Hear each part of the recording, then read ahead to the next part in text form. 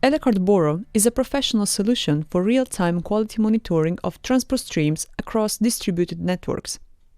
It is used to monitor the quality of OTT and IPTV broadcasting and video surveillance systems. The Boro monitoring system has a notification journal which is used to view the information about events and states detected by the probe. Log entry allows you to go to the analyzed task and study the moment of event occurrence in detail. The probe identifies an error on the basis of the thresholds and transmits the message to the server. The errors are received by the notification system, which makes decisions about logging and sending notifications. If you configure notifications for the first time, you need to do the following: set the thresholds, select triggers, and apply them to the task. Thresholds. You can find thresholds in the project settings on the Task Profiles tab. The system has 3 default profiles: for IPTV streams with SD and HD resolutions, and for OTT monitoring. You can modify the current profile or create a new one. Let's copy the OTT profile as an example. All parameters are divided into 4 groups. In our example, the group of network parameters is disabled because the profile is OTT-oriented. Each threshold has a pop-up tip where an associated monitoring option is stated. Specify thresholds and save changes.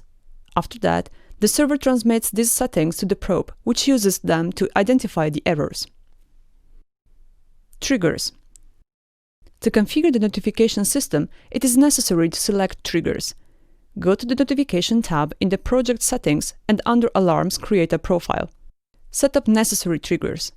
All parameters are grouped by type. Each trigger has a pop-up tip where you can find its description and information about the associated threshold and monitoring option. You can choose one of the 5 severity levels for each trigger. Some triggers are activated by accumulated error duration or number of errors within a certain time period. For example, let's set 10 cc errors within a sliding window of 1 minute. If this condition is met, the trigger will be activated and the event will be logged in the alarm journal. If the number of errors is less than 10, the server will not log the event in the journal, but these errors will be displayed in graphs and in other sections of the web interface. Save the settings. The Alarm tab represents parameters for the internal log. You can configure sending messages to outside services on the other tabs in the same way. To learn more about that, watch the video Configuring Email, SNMP and Webhook Notifications. Adding the task. Now you need to apply profiles to the monitoring tasks. Let's look how to do that for a new task. Click Add Task on the probe page. In a dialog window, under Settings and Notifications Profiles, click Options and select Created Profiles of Thresholds and Triggers. Note that some monitoring parameters are located in the Add Task form. For example, to receive notifications about video freeze, check the box Video Freeze Detection. Start the task. Configuring the notification system is completed. When the task is active, you do not need to stop it to change the notification and threshold profiles. Simply select other settings in the configuration window. You can create as many profiles as you need and apply them to different monitoring tasks. Journal description. Let's go to the notification journals. On this page, there are tabs with logs for different notification methods. You can use filters for a quick search of necessary information on each tab. If you want to display some specific events and states only, use the group filter. Clear the checkboxes for parameters or groups to exclude them from the list. To activate selected filters, click Apply. The errors are displayed in a list in the order by which they are detected. There are 2 error types: events and states. An event is an error that occurs at some point in time, such as a segment load problem, while a state is a problem that lasts for a certain period of time. Start and end time and duration are logged for states. Incomplete states have the status, active, and colored level field.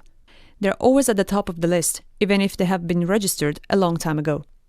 You can view detailed information for each error in a separate window.